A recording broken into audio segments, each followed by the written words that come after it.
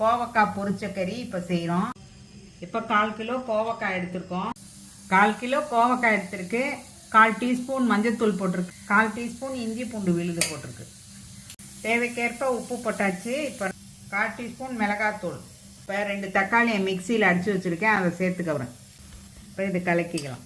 இதை கொஞ்சம் நேரம் ஊற வச்சுட்டு நம்ம குக்கரில் 2 விசில் விட்டுறணும். போட்டோம். தேவைக்கேற்ப கொஞ்சம் தண்ணி ஊற்றிக்கலாம். இது வேகிறதுக்கு அளவு நம்மளோட கோவக்காய் வெந்துருச்சு. இப்போ நம்ம இதை தாளிக்க போகிறோம். எண்ணெய் ஊற்றிக்கிறோம். ஒரு பட்டை போட்டுக்கிறோம், ஒரு பச்சை மிளகாய் போட்டுக்கிறோம். இதில் போட்டுக்கிறோம்.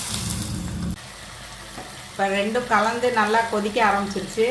நம்ம இப்போ இதை கொத்தமல்லியை கட் பண்ணி இறக்கிற வேண்டியது. நம்மளோட கோவக்காய் பொரிச்ச கறி ரெடி ஆயிடுச்சு. ஸ்ரீலக்ஷ்மி சேனல் லைக் பண்ணுங்கள், ஷேர் பண்ணுங்கள், சப்ஸ்கிரைப் பண்ணுங்கள்.